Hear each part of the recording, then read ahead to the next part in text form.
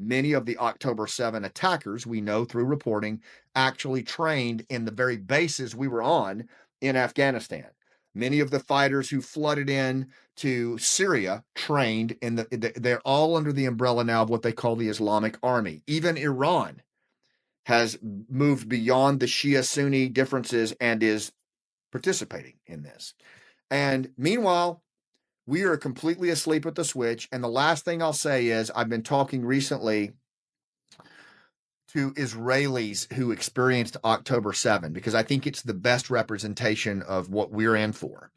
And the one thing that they say towards the end, unsolicited every time, is they're like, Scott, you're trying to get a perspective on what you all are going to deal with at a community level. And I get that. But here's the thing I can't get my head around is we had a border. That border was heavily fortified. It was heavily watched. Our communities on the frontier are combat veterans. We have quick reaction forces.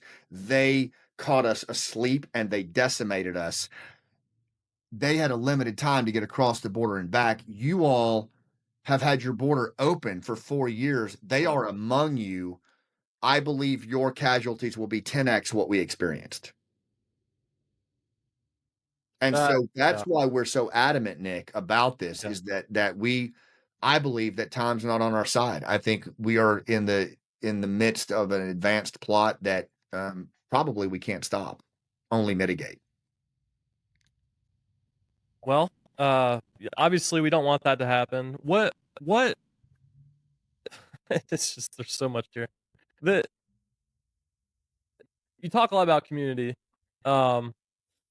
What are some very basic things that communities can do to just stop it, prevent it, identify people that may take, these types of actions?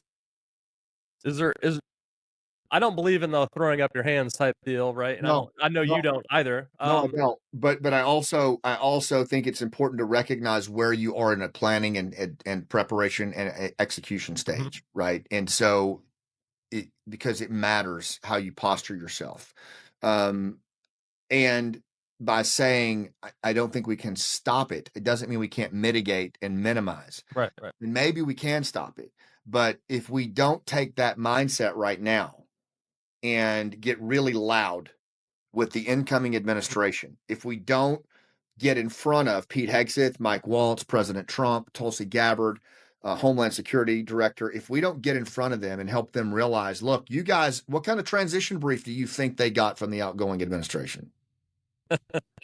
Yeah, no. Okay. Yeah. No. Seriously. So what are they operating off of? If the template for what the activity of the threat in Afghanistan is all residing in the private sector, when did that briefing occur? Didn't. It didn't. And so that's the first thing I think that Americans can do is call your congressman and tell them to quit funding the damn Taliban. Call your congressman and demand that these global war on terror veterans be heard immediately on what they are trying to tell these agencies and institutions, right? We want our lives back. We want this shit off our MacBooks and iPhones, but we're not going to stop until we're responsibly relieved. Right. And so there needs to be a responsible handover of this information at a private public level. And by the way, most of these sources are so low trust right now, they're not going to take a handler anyway. Right. So there's a whole lot of work to be done. I think citizens need to demand that of their congressional leaders. Pick up a copy of Al Qaeda 2.0 on Amazon, read it. It's a quick read, and it will give you a really good synopsis, whether you have a background in the military or not, of this information, and you can make up your own mind. The other thing is we have a product called The Gathering Storm that's going to be coming out pre-order on Monday. And if you want, I can send you the link and you can share that, and all proceeds go back into Pineapple. But it addresses what you just said. What can communities do? The final thing I'll say is, if you just learn, for example, okay, reading Al Qaeda 2.0, looking at The Gathering Storm, it looks like the next attack on our homeland would likely look like October 7. And these are the ways that went down. Then look at how does our community do mass triage? Is our sheriff's department clocking this? What would it take to systemically paralyze our first responders? Do we know who our ham radio operators are? Like, there's a whole bunch that you can Right. do. How strong is our community? Like, when's the last time we had a community watch meeting? You know, what would we do if this attack happened in the way that it's laid out in Al Qaeda 2.0 in this town, in this neighborhood?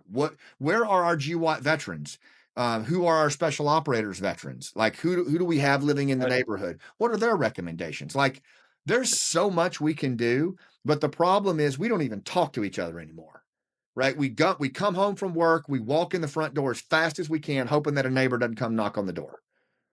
And the fact of the matter is we are so isolated that we don't even talk about this shit.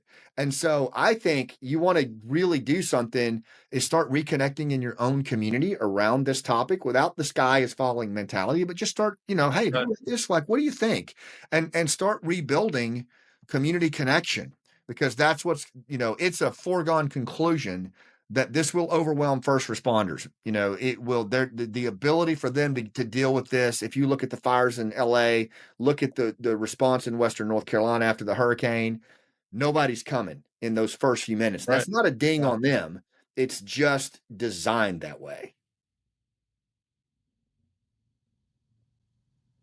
From a intelligence perspective, I had a thought, well, after I asked the question, I'm like, this is probably not a bad idea.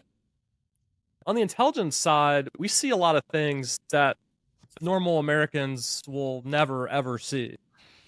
But I've always had this thought and sense, and I think most people in the intelligence community say everything's overclassified. I mean, it's just Way overclassified. overclassified. You know, Yeah. you classify everything. Somebody sneezes, you write it down, it's classified. There's a lot of information, and this is why I think what like Sarah Adams and you are doing is so interesting. There's a lot of information that if we just shared it with the public, people would be like, "Oh, they stopped that?" Because over those, 20 something years, and hopefully still continuing today, we've stopped a lot of things from happening. And Plots that we had information on, we know who was involved, and we took action to prevent that from happening, but we never released that information to the public. We just hold it as if to say it's some type of jewel or something. It's not. It's information that should be released. I think the intelligence agencies should release a lot more of these operations, a lot more information about what happened, right? I I think that could be crucial.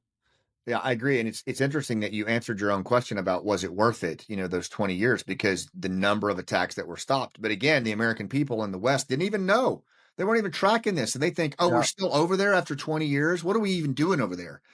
Well, we've interrupted how many plots, right? Like, and the reality is the world that we live in today, when you're facing an enemy with the will and capacity that Al Qaeda and ISIS has for an end of days scenario, what they have for a global caliphate, and what they're willing to go to, you're always going to be deploying and maintaining a surgical presence in these outlying areas where they set up shop. There's no getting around that. And so there's always going to be a need to disrupt. But the thing is, you hit on something really critical here, is this ability to share information as well. The reality is, the other thing that so many of my Israeli friends told me in my interviews with them was this thing of hubris, this thing of arrogance, particularly, and I'm just going to say it, in the intel communities at an institutional level. The levels of hubris are astounding. I spent a year at Langley working. I'm with you. I'm with you. And when like even the looks that we've gotten as veterans when we talk about this, they're like, "What are you even talking about?" Like Hamza bin Laden's dead. Yeah. Okay, and I grew up in special operations where I was taught by some really good NCOs and some really good analysts that, competing points of view on intel is a good thing.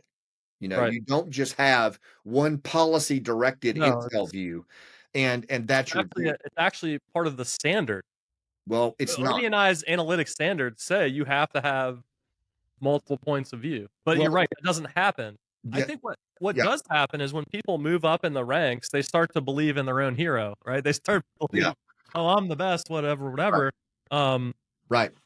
Right. But that I- hubris, like you're talking about, missing. and I guess that's the thing I'm trying to get at here is that right now, the preponderance of actionable information Yeah. that could actually serve in either prevention or mitigation resides in the private sector, in the veteran sector. It's Twilight Zone, I know, but it doesn't preclude the fact that we need to get it shared.